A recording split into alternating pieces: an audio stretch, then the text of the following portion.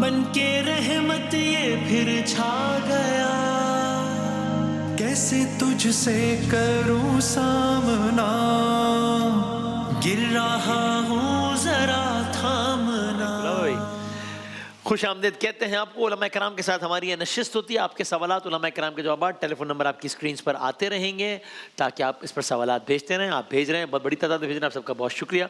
जनाब मौलाना कुमैल मैदवी साहब, क़िबला मुफ्ती आमिर साहब, एहसन नवीद साहब, जनाब क़िबला मुफ्ती सुहेल अहमदी साहब हमारे साथ तशरीफ़ फरमाएं। पहला सवाल दिखाइएगा मौलाना साहब, आप बताइए। दिखाइए जी, पहला सवाल दिखाइए। अस्सलाम वालेकुम, सलाम। मैं फैसलाबाद से हूँ। पहला सवाल ये है कि क्या रोज़े में उल्टी आने से रोज़ा टूट जाता है?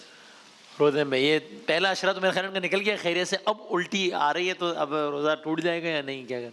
हालांकि सवाल पहले अशरे का है वो इसीलिए मैंने कहा। हाँ। तो बिस्मिल्लाहिर्रहमानिर्रहीम। अर्ज़ ये कि ये गलतुल आम एक फ़िक्र है। बाज़ हत्ता ये कि जो फ़िक्र जाफरिया के फॉलोअर्स हैं वो समझते हैं कि क़े आने से रोज़ा बातिल हो जाता है। हाँ। क्योंकि बाज़ किताबों में साथ से लिखा हुआ है, लेकिन असल में है करने से, ना कि क़े आने से। खुद ब खुद एक क़े आ गई है, आपके इख्तियार ही में नहीं थी, उससे रोज़ा बातिल नहीं होता। नहीं होगा। लेकिन कोई ऐसा काम करना कि जिससे क़े आ जाए, यानी क़े खुद करना जानबूझ के, उससे रोज़ा बातिल होता है। कोई मतलब इस तरह की पागलपने की हरकत करे, कोई खुद के क़े को इनवाइट करे तो वो यानी फ़र्ज़ कीजिए कि कभी मेडिकली उसके लिए कोई ऐसी चीज़ ज़रूरत हो गई है, उसने कोई ऐसी चीज़ खा ली है, ठीक है, जिसकी वजह से उसको क़े करनी ही पड़ रही है, क़े करने से रोज़ा बातिल होगा। क़े आ जाने से नहीं होगा। जैसे कि भूल कर खा लेने से रोज़ा बातिल नहीं होगा, लेकिन जानबूझ कर खाएंगे तब बातिल होगा। सही है। क़िबला इसमें क्या है अहनाफ में?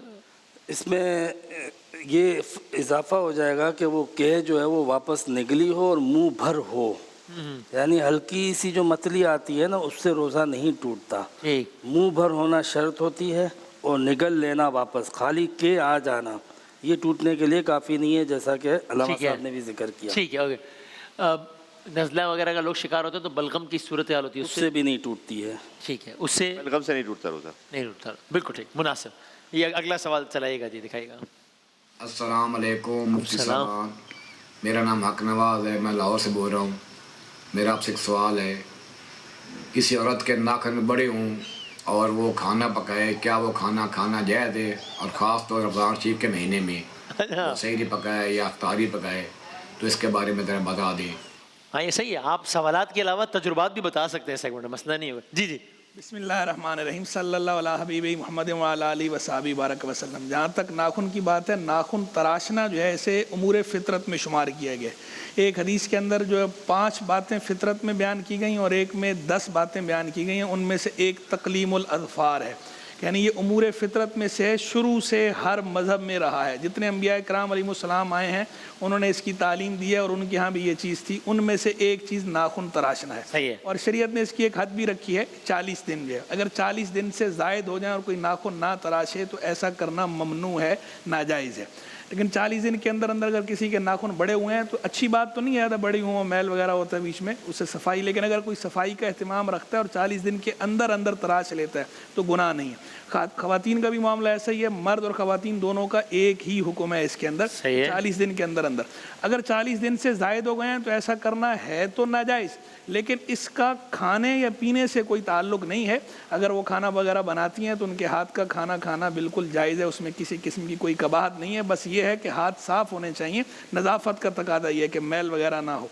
तो अगर वो ऐसे नाखून बड़े हुए हैं और उसने खाना बना लिया है तो ये बेझिझक खाना खा सकते हैं। बिल्कुल ठीक, ये जी ऐसे ही है जी। इसमें तकरीबन इस तरह से 40 दिन का ऐसा कोई मामला नहीं है। एक हद मुतारफ़ तक अगर इस तरह से बढ़ जाते हैं तो उसमें इसको काट लेना चाहिए। कोई हराम की हद में नहीं पहुंच जाएगा अगर किसी ने मसलन नहीं किया तो ऐसा हराम नापसंदीदा है इसमें, नापसंदीदा इंतहाई, लेकिन हराम नहीं कहा गया इसे। ठीक है, रिकमेंडेड है, लेकिन वो ठीक। ख़ास तौर पर सॉरी एक इसमें मसला ये कि अगर एक खातून अपने शौहर की जीनत की नीयत से उसकी खातिर नाखून बढ़ाएं, मारने की नीयत से नहीं, जीनत की तो ऐसी सूरत में, और वो बाकी नामहरम से वो छुपा रही हैं, लेकिन तो इसको ममदूह भी करार दिया गया है। राइट, ठीक है। वैसे वो शायद पहले भी सवाल आया था, लेकिन ये नाखून काटने का औकात से कोई ताल्लुक तो नहीं? मगरिब के बाद या है मगरिब के बाद नाखून ना काटें जी, रात के टाइम नाखून ना काटें? रहीम सल्लल्लाहु अलैहि व आलिहि व अस्हाबी व बारिक वसल्लम। देखिए बात ये है कि जब आप बाथरूम जाते हैं यानी बात लेते हैं तो उससे पहले ये काम कर लेना बेहतर होता है। बाकी किसी ने रात में काट लिए तो कोई रास्ता नहीं भूलेगा, कुछ भी नहीं होगा, मकरूह भी नहीं है। मकरूह भी। सही। अगला सवाल ज़रा सा है जी, सुनाइएगा। تمام علماء کرام کو السلام علیکم۔ وعلیکم السلام۔ میرا سوال یہ ہے کہ ایک شخص اگر اعتکاف کے لیے بیٹھنا چاہے اور اس نے قرآن مجید نہ پڑھا ہو تو کیا ان کا اعتکاف ہوگا یا نہیں؟ صحیح، ہم ایکسپیکٹ کر رہے تھے کہ اعتکاف کے سوالات آنا شروع ہوں گے ابھی تو۔ جی دیکھیے بات یہ ہے کہ قرآن شریف نہ پڑھنے آنا ظاہر ہے کہ یہ بد نصیبی ہے، صحیح، اور کم از کم اتنا تو آنا چاہیے کہ جتنا آپ نماز میں فرض مقدار میں پڑھ سکیں، اتنا تو آنا چاہیے۔ بہرحال وہ نہیں آتا، آپ کو سیکھنا چاہیے۔ کل بروز قیامت شرمندگی سے بہتر یہ کہ آج سیکھ لیں۔ لیکن بہرحال اعتکاف میں کوئی فرق نہیں پڑے گا، آپ اللہ تعالیٰ کا ذکر کیجئے۔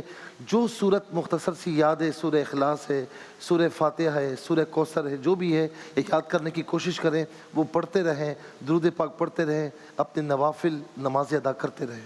یہ ایسے ہی ہے، بالکل ایسے، ٹھیک ہے۔ اگلا سوال ذرا سنائیے گا، مولانا صاحب بتائیے گا، سنائے جی۔ السلام علیکم۔ وعلیکم السلام۔ میرا آپ سے یہ سوال تھا کہ ٹی شرٹ اور ٹراؤزر پہن کے اوپر بڑی چادر کر کے نماز ہو سکتی ہے؟ کیونکہ اکثر گھر میں ہم اسی طرح کے پہنتے ہیں اور اوپر بڑی چادر کر لیتے ہیں، تو اس حالت میں نماز ہو سکتی ہے؟ بالکل ٹھیک جی۔ جی اگر وہ بڑی چادر ایسے کہ جیسے حجاب کی جو شرعی شرائط ہے اس میں ڈھانپ لے تو ہو سکتی ہے، اس میں کوئی حرج نہیں ہے۔ اس میں کوئی ٹھیک ایسے ہی صحیح ہے بالکل۔ اچھا ٹھیک ہے، ہم ایک اور سوال لے لیتے ہیں، چلیے گا؟ کیا بچوں کو کھانا کھلانے کے لیے ان سے کوئی ہیلا بہانہ کر سکتے ہیں یا جھوٹ بول سکتے ہیں؟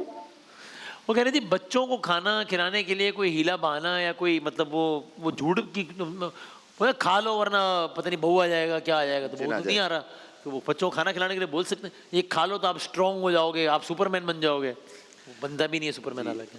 ویسے مولا علیہ السلام کا ایک فرمان ذیشان ہے کہ بچوں سے ہمیشہ سچ بولو، ویسے ہی سچ بولنا چاہیے۔ بچوں سے جو تاکید ہے خاص فرمایا اس لیے کہ بچے تمہیں اپنا رازق سمجھ رہے ہوتے ہیں اس وقت، اور اگر تم بچوں سے جھوٹ بولو گے تو وہ پھر تمہارے ساتھ ساتھ اصل رازق سے بھی مشکوک ہو سکتے ہیں۔ صحیح۔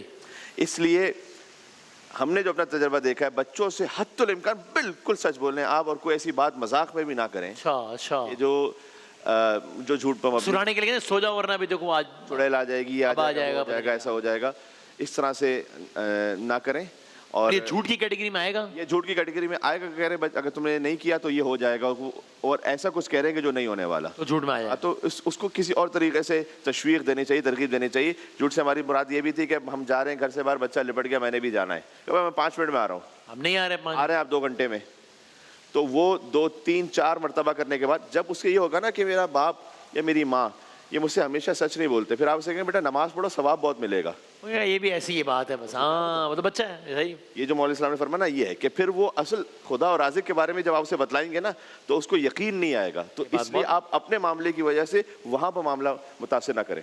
مفتی صاحب آپ بھی فرمائیے گا، یہ بڑا اہم ہے تربیت اولاد کے حوالے سے ہے، تو اس پہ آپ بھی بتائیے گا کہ یہی رائے ہے؟ جھوٹ تو خیر بچوں سے واقعتاً نہیں بولنا چاہیے، ہاں، لیکن اس میں بعض صورتیں ایسی ہوتی ہیں جو جھوٹ میں نہیں آتی۔ اچھا مثلاً؟ اور بچوں کو ظاہر سی بات ہے کہ ڈیل کرنا ایک بہت مشکل کام ہوتا ہے، بچوں کے لیے جو ہے نا بچہ بننا پڑتا ہے، کیونکہ آج کا بچہ تو مفتی صاحب وہ چیٹ جی پی ٹی والا بچہ بھی ہے، دیکھ بھی لے گا کہ کیا واقعی کھانا سے چڑیل آ جاتی ہے، کھانا نہ کھانا، تو چیٹ جی پی ٹی بتائے گا کہ نہیں ہے تو کیا آتی نہیں ہے۔ جس عمر میں ہم بچوں کو یہ ڈرا رہے ہوتے ہیں نا، صحیح ہے، تو آپ کو پتہ ہے کہ ہمارے ہاں بچوں کو ویسے ہی ایک مہوم سا خوف رہتا ہی ہے، اور وہ اسی وجہ سے ہوتا ہے کہ بچپن سے ان کو ڈرایا ہوا ہوتا ہے کہ کوئی آ جائے گا، کوئی آ جائے گا، تو اس لیے جب کبھی بھی ہمارے بچے جو ہے وہ کوئی سنسان جگہ پر ہوتے ہیں، بالکل تنہائی میں ہوتے ہیں، تو ڈر سا محسوس ہوتا ہے۔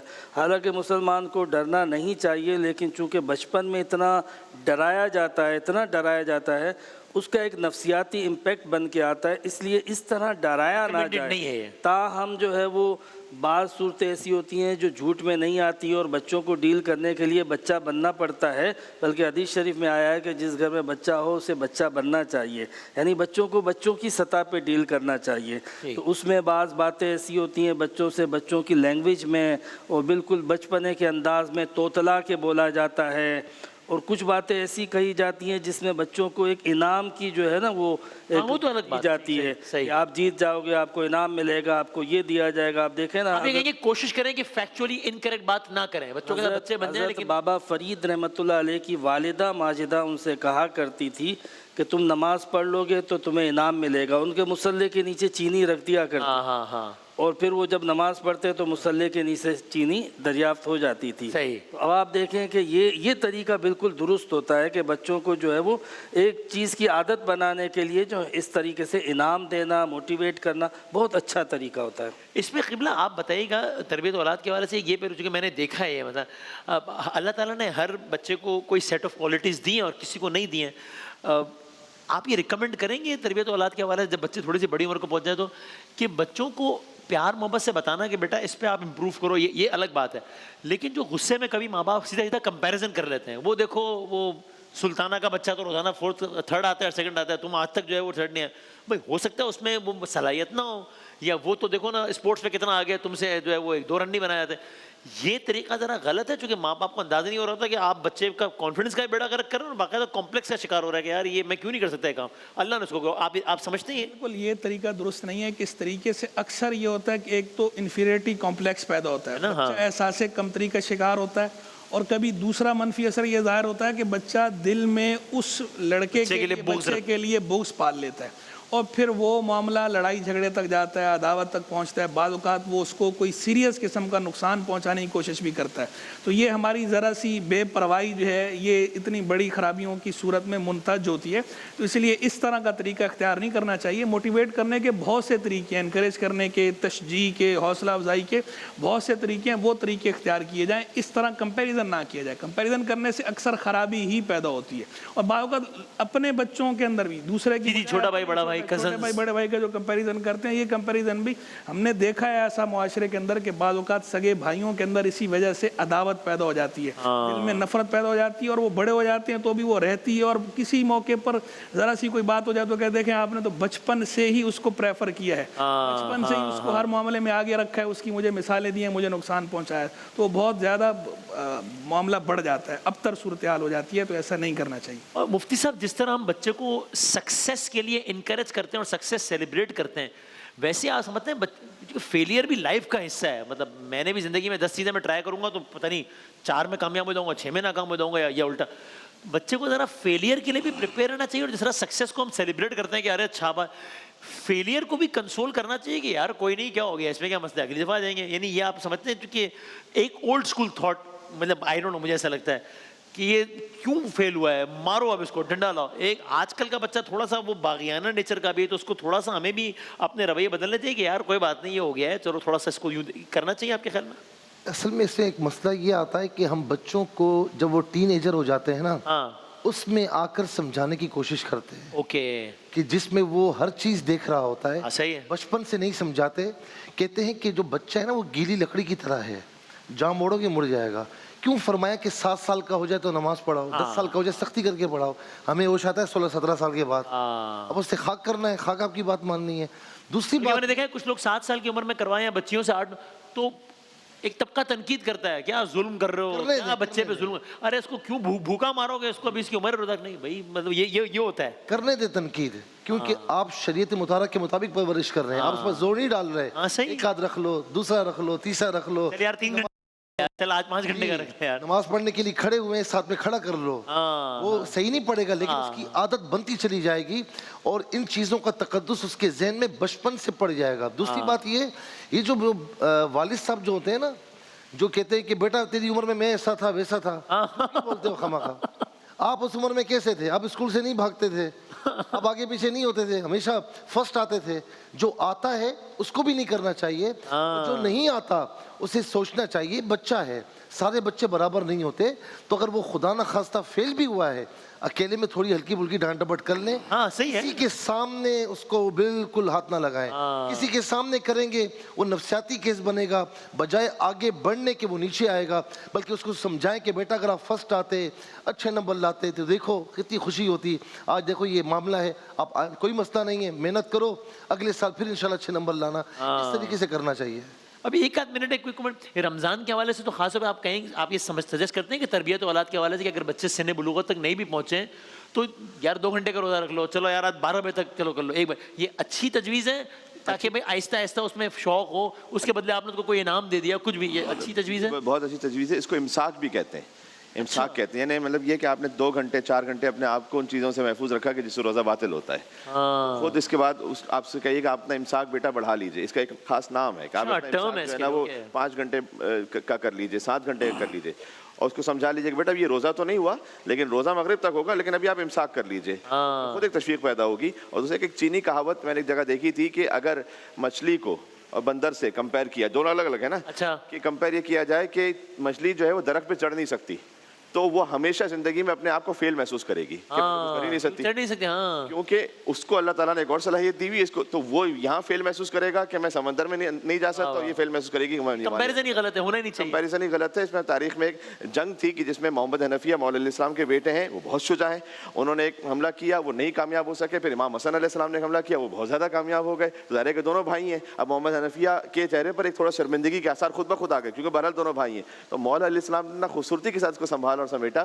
فرمایا کہ بیٹا محمد حنفیہ، آپ اس طرح سے نہ شرمندہ ہوں، آپ اس طرح سے محسوس نہ کریں، اس لیے کہ تمہارا حسن سے کوئی مقابلہ نہیں ہے، اس لیے کہ تو میرا بیٹا ہے، حسن محمد مصطفیٰ کا بیٹا ہے. تو اس طرح سے کر کے انہوں نے ان کے دل میں اس بات کا احساس نہ پیدا ہونے پائے. تو ہمیں اپنے بچوں کا اس پر خیال رکھنا چاہیے. اس پہ آخری بس آپ کو سیرت طیبہ میں اس کے حوالے سے بڑی رہنمائی ملتی ہے. جیسے ابھی کمیل بھائی نے ذکر کیا، نبی کریم علیہ السلام کے پاس ایک شخص آیا، اس نے کہا کہ میں اسلام لاؤں گا مگر 3 نمازیں پڑھوں گا. اسی طرح طائف والوں نے کہا تھا کہ ہم جو ہے وہ 5 نمازیں پوری نہیں پڑھیں گے. اب حضور علیہ السلام نے ان کو اجازت دے دی. صحیح ہے. ظاہر سی بات ہے کہ وہ اجازت کوئی اور نہیں دے سکتا. حضور علیہ السلام نے ان کو اس وقت بچے کے طور پہ ٹریٹ کیا. جب وہ اسلام لے آئے تو آٹومیٹکلی پھر پوری نمازیں پڑھنا، جب ایک کا فائدہ دیکھا تو پھر باقی نمازیں بھی پوری پڑھ لی انہوں نے.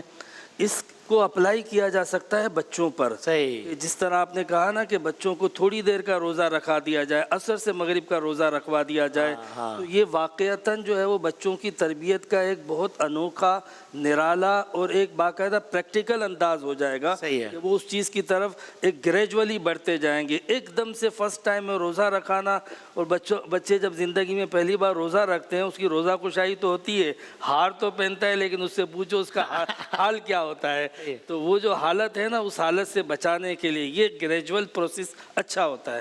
میں ایک جملہ کہوں گا، یہ بات گرہ سے باندھنے سب سے کہوں گا کہ بچے وہ نہیں کرتے جو آپ تقریریں جھاڑتے ہیں. جی بچے وہ کرتے ہیں جو آپ کرتے ہیں. یہ بہت بہت شکریہ. اور علماء کرام نے ساری بات کر دی، کوئی کہنے کی ضرورت نہیں ہے. میں خالی ذاتی مشاہدے کی اس پہ ایک بات کہہ رہا ہوں. معذرت کے ساتھ کسی کو تلقین تو کرنا میرا منصب ہی نہیں ہے. وہ بچہ 8 گھنٹے اسکول میں جا رہا ہے، اس کے بعد 4 گھنٹے ٹیوٹر کے پاس جا رہا ہے، پھر 2 گھنٹے، تو اس میں نہیں لگ رہا کہ بچے کو مشقت ہو رہی ہے. وہ 4 گھنٹے روزہ رکھوا، ارے مار دو گے کیا اس بچے کو، ارے بیچارے کو بھوکا رہ کے، تو بھائی پر مطلب وہاں نہیں لگ رہا. تو پھر یہ بھی ٹھیک ہے. ہم بریک کے بعد کچھ کے ساتھ حاضر ہوتے ہیں انشاءاللہ. رمضان یوں آ گیا، بن کے رحمت یہ پھر چھا گیا، کیسے تجھ سے کروں سامنے